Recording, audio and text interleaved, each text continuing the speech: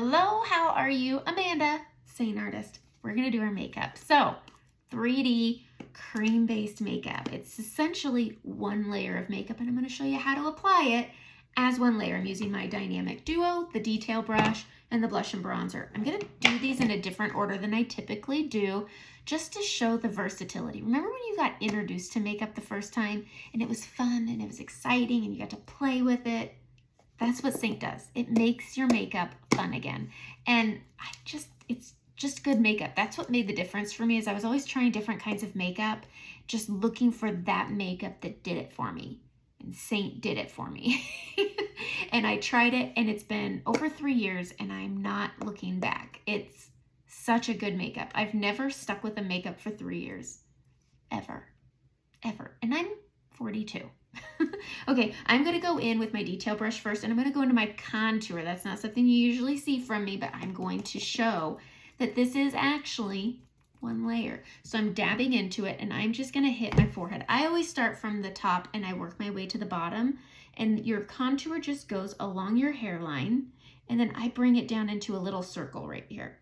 And it's just, everything in here is foundational coverage. So if you want to find out what your palette will look like, because it's 100% customizable, highly pigmented, so you need very little makeup to get coverage and dimension. It's just so great.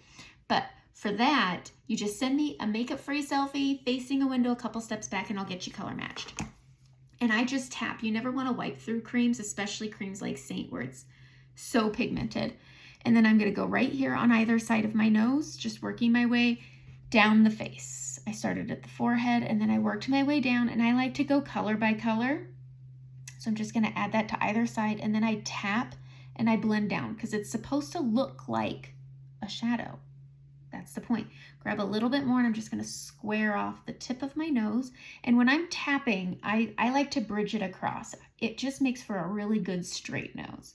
So I just tap it across. Looks a little brown. Don't worry, we'll get there. It's one of those trust the process kind of things. So I'm going to tap in on the side again, and we're going to go into the cheekbone. I have my natural shadow, and I have my cheekbone. I'm going to go just above that natural shadow right there. And I'm going to underblend this. You kind of want it to look like you got dirt on your face, like that. And this is going to give you some lift by coming above that natural shadow. As it blends, it naturally falls a bit, so you don't want to pull your cheeks longer. The point is lift. That's the point. All right, we're going to go over here, and I'm going to go again above that shadow, hitting. I keep my brush at a bit of an angle, so I'm pushing into that cheekbone, and then I curve it up, up, up. Okay, that's pretty much it. I do like to add a touch right here. Right here. I have a little visitor coming in. Charming. But I like to do my makeup as if my skin's fine. Because the pigment's so good, I could end up covering it and not needing to pile a lot on. Because with traditional foundation, it's 18% versus Seint, which is 80%. That's a big difference. And so you're used to having to put a little heavier, fuller coverage of foundation on, which is a different bottle, another $50. And then you've got your concealer, which is another $40. And then you've got to go find some setting powder to set that. And then it just creates this poor, cracked, flaky finish. And no, you're really just showing it off at that point. And we don't want to show it off. Okay, the next color I'm going to go into after my contour is going to be my brightening. I'm going to stay with my detail brush. I'm going to go in on the little end, and I'm going to go into Sunlit. Now, Sunlit has yellow undertones. You can really see it, especially next to my foundation color. Now, brightening should be lighter than your skin tone. It's creating reflecting light. You see how there's reflecting light right here? That's exactly where I'm going to put it. I'm going to push it over my brows. This is going to help with those yellow undertones to cancel out some redness. And then I'm just really lightly pressing, and not pressing, but swirling this out towards that contour.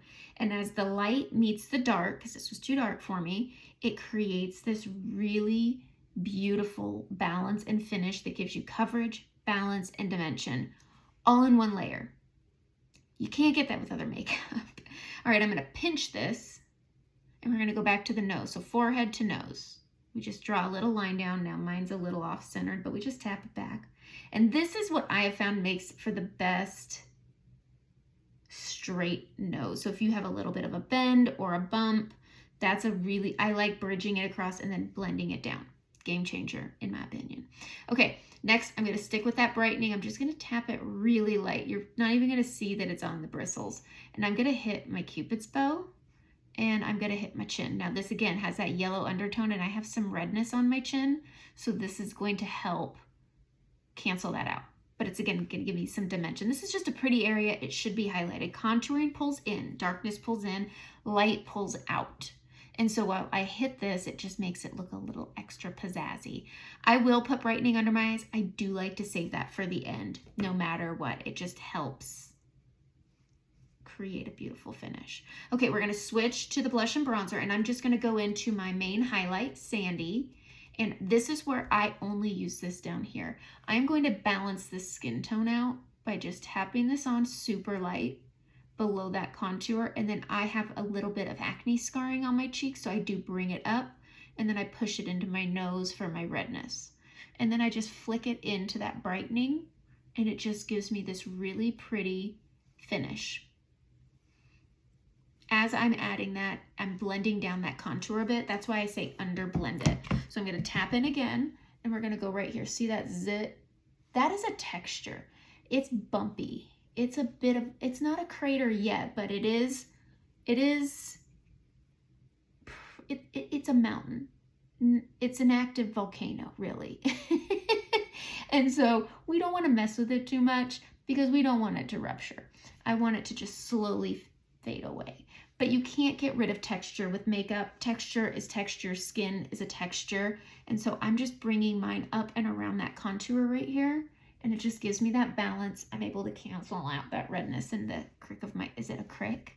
Crick of my, in the nostril red area. We all have it. I mean, I swear we all have it, right? I'm just gonna add a little bit right here. I needed a little bit of coverage. There we go. But less is more. And I just flick it into that brightening and it's just all working together to create coverage, dimension, and balance. And so it's working with what you already have. Okay, we're gonna go into bronzer. We typically get color here, and then my neck is always lighter than my face, so I do place some on my neck. I have some weird breakouts, so I'm going to, my neck is lighter, so I go into my brightening first, then my main highlight. That's all that I need. You don't even see it. And then I go and cancel out the color of my gross neck breakouts. I know it's gross, but you know what? It's real life and things happen. All right, next I'm gonna go in on my fluffy end and I'm gonna press into my bronzer. And I'm gonna fluff this around I go above this weird, gross 40-year-old line. And I just keep it up because if I have a collar, if I have a hood, if I wear a jacket, it's less likely to transfer. It's makeup, not magic. Makeup transfers. There's nothing you can do. And you don't want makeup that can't transfer. How do you get it off? Do you have to like chisel it off? Go get a chicken poop scraper and just, I have chickens, so that's why I say that. Anyways, all right, we're gonna add bronzer to just a touch of an area. I'm gonna use the short end of the blush and bronzer. We're going in. It picks up easy. This is Bella bronzer. It's my favorite. I'm gonna go contour line. We're going above the contour and we're draping it around the eye. See how nice it is? You draw a C so you can see how nice bronzer is. Okay, above that contour and we go up. Now you can build this up however much you want. I like my bronzer with my blush, but I'm just warming things up a little bit. Give me that sun-kissed look as we're going into fall, y'all. Okay, blush. I'm using Madrid. I keep Madrid down here. This is such a beautiful color. Frenchie can fall flat. Madrid is very similar. However, it has a touch of pink, so it's a great standalone blush. I don't think Frenchie really is. It really depends on your skin tone. I think it is if you have very fair skin. So we're just gonna go into this and I'm gonna tap in, put some on, and I always start, I have large pores and acne scarring. So I start up here where I have less texture, and then I smile. This is just good for your mental health. Smile and bring it down to the apple and thin it out. Go light touching on the apple. Isn't that pretty? I love it. And I keep it towards the back, take this, marry it all together, and look how it just blended down that contour really, really well. All right, going in to Madrid again. We're coming over here and I'm gonna smile. I always start at the top I said that on the last cheek. I'm gonna say it on this one too. And then smile and tap it onto that apple. As you mature, now people that I usually talk to are maturing skin, you lose volume in your cheeks. If you are in your 20s, you will lose the volume in your cheeks. So right now, you can go in and go to town on these beautiful, supple 20-year-old cheeks. Go for it. Do it. Live in La Vida Chica. Like, love it. But as you get more mature, just move it up a little bit. Just remember that. Mental note, put a pin in it, and when you start hitting your late 30s, just start putting it up here and bring it to the apple. You can start at the apple now, and then you bring it up. But as you get mature, you got to flip it and reverse it and go up to down. Does that make sense? That's my tip trick. Mental note. Remember it. Core memory right now. Boom. Gotcha. Okay. I'm going to do my under eye brightening. I'm going to go back to the small end of the detail brush. And I'm going to go into sunlight. Okay, here's the deal. Less is more. Okay? Less is more. Especially under your eyes. This is a high texture area. If you're in your 20s, we can add texture. It doesn't matter. I could add texture to my 8-year-old's under eyes. It's a soft tissue. Plain and simple, soft tissue. We all have this. Forget about it. Don't focus on it. We're going to be using the area. So I'm using this sunlit. This cancels out some of my under eye darkness, and it's lighter, so it's going to bring out. So if you have some of these, it'll bring it out and it'll help camouflage it. So let me show you. We're going to take that small and we're going to tap lightly, and we're going to smile, and you see where that shine is? We're going to go right above that shine, and we're going to play with it. Okay? You want that shine. It's going to make you look younger, or your age, whatever age you are here. I don't know. What age is everybody here at? Maybe we don't need to do that. But you know what? We don't need to do that. We don't need to do that. I wouldn't play that game. But I do. I tell you guys I'm 42. But I'm bringing this up the orbital, and I'm cleaning up my eyeshadow, which I tried something different today. What do you think? Like, this is not my usual layout of eyeshadow, but I saw a video and I was inspired, and so I thought I would try it. Anytime you try something new and it looks different, you never know. But I always like to judge an eyeshadow by my final look of my makeup. But I just brought that from the orbital bone up. But do you see how you can see this line? This is why I do this second. I bring my cheek color up pretty high, so I can just take this and I could just marry it down. Just like that. And it just marries together and it's fine. But that's why I like to do that. So if I get a little out of hand, I can rein it down. But I'm taking that very light. I mean light. Like you think you haven't picked up anything. I'm going to get that inner corner because that's where I get my darkness. Doing the same thing. Smile. See that little shine? Go right above it and we're going to play with it. It's just being friends. Let shine be friends with shine. Okay? Sheen, shine. I don't know. But up that orbital, cleaning up that outer corner. This gives your eye some lift by pushing up that eyeshadow. Tap again if you need to. And then I'm going to go up from that shine point up into that inner corner. And then I'll just lightly tap this on that soft tissue. You got your eyeball and you got your orbital. And then there's that hammock in between that's holding, that nothing's holding that skin up. So that's why it looks like that. But even when I look nice, I can easily show you I have texture. It's texture is texture is texture. If you have a really prominent tear trough, my recommendation is this. Get a Q-tip. Here, I got a Q-tip right here. Take a Q-tip. Go into your brightening, okay? I don't recommend a Q-tip because they get a little bit like that. But go into that trough and tap your brightening into that trough. But this is a good, if you don't want to buy another brush, go grab a Q-tip. You could probably do this with your pinky, but go directly onto that trough. I've got palettes everywhere, and tap it out. And this will help lift that trough and camouflage it. But again, be super careful because you can really easily over apply, which is going to cause creasing. All creasing is your fine lines, taking your product that's flat across both and doubling it. And that's creating a crease. So if you go too far and you put too much on, it happens to all of us, I still do it, just tap it out with your finger. If you look in the rear view mirror and you're like, ye gads, just tap, tap, tap, tap, tap. You don't need to get anything. It's fine. It's fine. It's going to be fine. All right, lips. I wanted to try a new lip color. So I'm going to grab my contour and we're going to hit right down here like I always do. Create that little soul patch. This is going to give you that shadow.